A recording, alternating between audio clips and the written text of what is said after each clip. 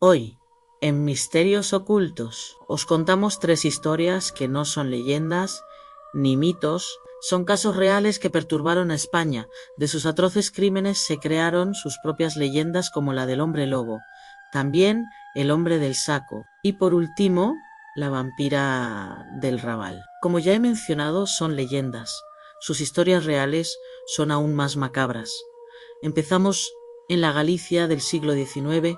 Un misterio comenzó a envolver los bosques y caminos rurales. Viajeros y comerciantes que se adentraban en la región empezaron a desaparecer sin dejar rastro alguno. Familias enteras esperaban cartas que nunca llegaban, y el silencio se convertía en una angustiante respuesta. Poco a poco las autoridades y los locales comenzaron a notar un patrón, un hilo conductor en todas estas desapariciones. Todos los desaparecidos habían confiado su camino a un hombre, Manuel Blanco Romazanta. Romazanta era conocido en la zona como un guía de montaña amable, servicial, casi paternal. Quienes lo trataban decían que su sonrisa transmitía confianza, que conocía cada sendero y cada tajo de los montes gallegos como la palma de su mano. Se ofrecía a acompañar a los viajeros a través de los terrenos más difíciles, prometiendo un viaje seguro. Sin embargo, detrás de esa fachada de amabilidad se escondía un secreto oscuro y macabro. Con el tiempo, las desapariciones se volvieron demasiado frecuentes para ser ignoradas. Las sospechas comenzaron a recaer sobre Romazanta. La gente empezó a hablar en susurros sobre sus actividades. No solo era guía, también era vendedor ambulante. Su producto estrella era un supuesto jabón especial, unas pastillas de grasa que según él tenían propiedades casi milagrosas. Afirmaba que curaban enfermedades de la piel y dejaban un aroma peculiar. Lo vendía en los mercados de los pueblos cercanos y su negocio, curiosamente, parecía prosperar a medida que más gente desaparecía. La pregunta que todos se hacían era ¿de dónde sacaba Romazanta la materia prima para sus jabones? La respuesta, cuando finalmente salió a la luz, fue más aterradora de lo que cualquiera podría haber imaginado. Las autoridades, presionadas por la creciente alarma social, finalmente lo detuvieron. Durante su juicio, Romazanta hizo una confesión que heló la sangre de toda España. Admitió haber matado a varias personas, pero su defensa fue algo nunca antes escuchado en un tribunal. Afirmó que no era un hombre, sino un licántropo. Según su relato, sufría una maldición que lo transformaba en lobo. Bajo esta forma animal, acechaba a sus víctimas en los bosques, las mataba y luego, para no desperdiciar nada, utilizaba su grasa corporal para fabricar los jabones que vendía. Su caso, conocido como el hombre lobo de Allariz, se convirtió en una leyenda. ¿Era realmente un licántropo o un asesino en serie con una mente astuta y retorcida que intentaba eludir la justicia con una historia fantástica? Los médicos de la época lo examinaron, intentando determinar si su condición era real o fingida, aunque algunos expertos sugirieron que podría sufrir una rara enfermedad mental llamada licantropía clínica, que le hacía creer que era un lobo.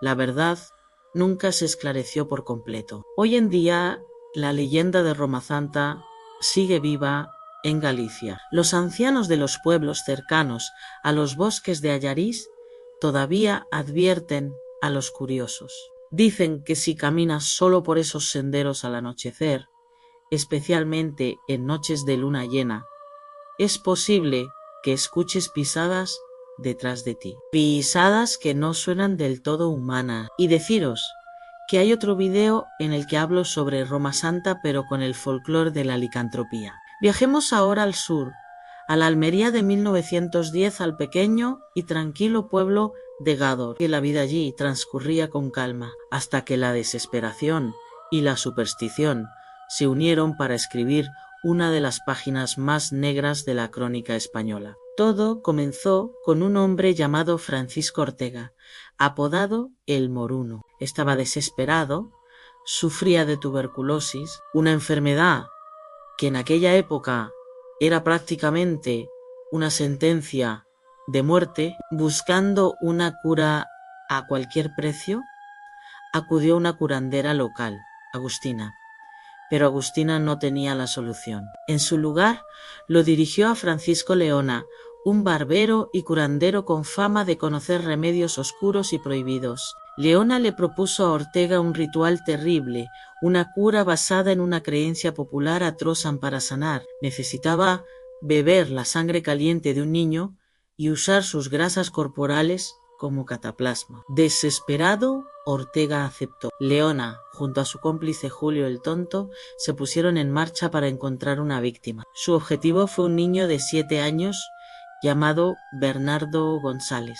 Le ofrecieron al pequeño unos caramelos y lo llevaron a un lugar apartado, un cortijo conocido como el Cortijo del Águila. Lo que ocurrió allí fue un acto de una crueldad inimaginable, un crimen que sacudió a todo el país y que pasó a la historia como el crimen de Gádor. El asesinato de Bernardo no fue solo un acto de violencia, sino un ritual macabro disfrazado de medicina popular. La noticia se extendió como la pólvora, y el horror se apoderó de España. Se acuñó la expresión el hombre del saco para referirse a Leona, un término que desde entonces se usa para asustar a los niños y que tiene su origen en este suceso real. El crimen de Gádor demostró hasta qué punto la ignorancia y la desesperación pueden llevar a las personas a cometer actos inhumanos. Desde entonces, los vecinos de Gádor aseguran que el pueblo cambió para siempre. Dicen que por las noches un silencio pesado y distinto cae sobre sus calles. Es un silencio que parece guardar la memoria de lo que ocurrió, como si las paredes de las casas y las piedras del suelo aún recordaran el llanto de un niño y la oscuridad que se apoderó del alma de unos hombres. La leyenda del hombre del saco nació de una tragedia real, un recordatorio sombrío de los monstruos que a veces se esconden a plena vista. Finalmente, nos trasladamos a la Barcelona de principios del siglo XX. La ciudad condal era un hervidero de contrastes, con la opulencia de la burguesía modernista y la miseria de los barrios obreros. En las calles del Raval, un miedo silencioso comenzó a crecer. Niños, sobre todo de familias pobres, empezaron a desaparecer sin explicación. La policía estaba desconcertada, las pistas se desvanecían en el laberinto de callejones del barrio. Las sospechas finalmente se centraron en una figura enigmática y escurridiza, Enriqueta Martí. Era una mujer que parecía cambiar de apariencia constantemente. Un día era una mendiga que pedía limosna. Al siguiente, una dama elegante que se movía por los círculos más selectos de la ciudad. Su capacidad para transformarse la hacía casi invisible. Un fantasma que se movía entre dos mundos. La policía comenzó a seguirla y finalmente una pista los llevó a su apartamento en la calle Ponen. Lo que encontraron dentro superó las peores pesadillas. En una habitación oscura y sucia hallaron a dos niñas desnutridas y aterradas, Teresita Guitar y Angelita. Pero eso fue solo el principio. Al registrar la vivienda, descubrieron algo aún más siniestro: restos humanos, huesos de niños y una serie de ungüentos, pociones y polvos extraños.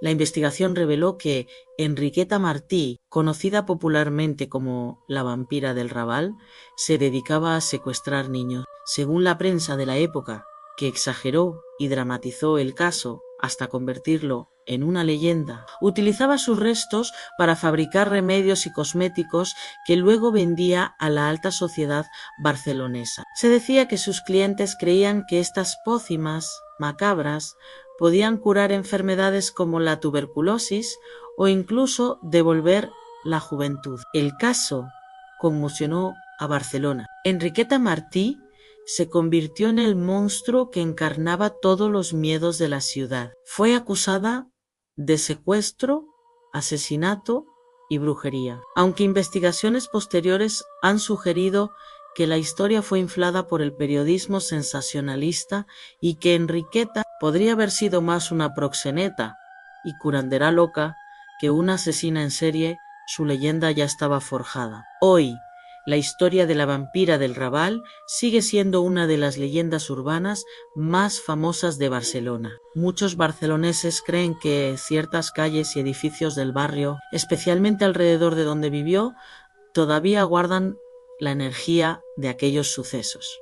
Se dice que hay secretos que es mejor no despertar. Ecos de un pasado oscuro que prefieren permanecer dormidos en las sombras. Estas tres historias, la del hombre lobo de Allariz, el crimen de Gádor y la vampira del Raval, son un recordatorio de que los monstruos más aterradores no siempre son criaturas de fantasía, sino que a menudo caminan entre nosotros ocultos tras una máscara de normalidad. Gracias por acompañarnos en este viaje a la España más oscura. ¿Quieres más contenido?